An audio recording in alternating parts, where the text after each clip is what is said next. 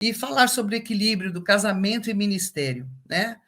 E eu queria que as imagens até fossem colocadas, e eu amei nessa palavra do pastor Jardine algo que muitas vezes existe uma mística em cima disso, né? E foi desmistificado essa coisa que porque é casamento de pastor, pastora, então é tudo perfeito, coisa que não é.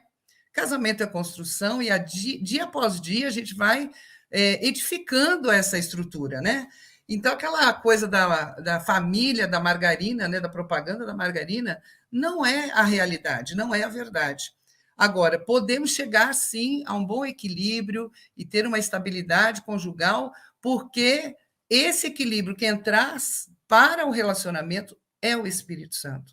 Eu não acredito em relacionamento que não dê certo quando o Espírito Santo é aquele que age e que trabalha através daqueles corações que estão determinados a esse propósito. Então, muitas vezes esse desequilíbrio se dá exatamente porque não há uma abertura para o coração, para o Espírito Santo trabalhar. Quando somos confrontados com a palavra, não tem jeito. Ou a gente cede para aquilo que a palavra está determinando, ou então realmente vai acontecer o desequilíbrio. Mas aí, casamento e ministério, casal sacerdotal, vou virar aí a imagem, por favor. Então, ministério é o chamado específico da parte de Deus que capacita o homem a trabalhar em prol do reino no corpo de Cristo. Todos nós já sabemos disso, todos nós que temos ministérios, temos chamado, sabemos o quanto isso é importante na nossa vida. Por que nós estamos no ministério? Porque nós consideramos o nosso chamado, né?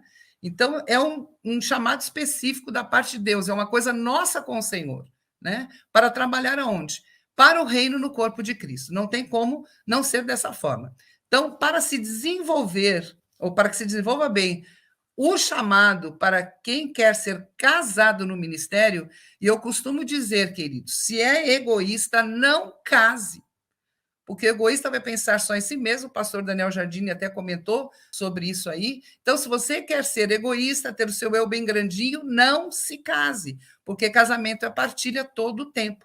Então, para aqueles que querem estar casados no ministério, é importante fazer a sua boa escolha para com o cônjuge, ou seja, unir os propósitos. Pastor Jardine diz: conheci a pastora Thalita e falei, daqui não escapa. Por quê? Porque viu nela propósitos que coincidiam com seus propósitos também, tá? É importante essa escolha para que possa fluir o desejo de Deus na concretização do chamado. Quando se une propósito, Deus tem propósito, sim, e tem um chamado específico, e tem também a concretização de tudo isso. Porque não adianta acreditarmos no chamado, conhecermos o propósito, porém não concretizarmos o desejo de Deus através disso.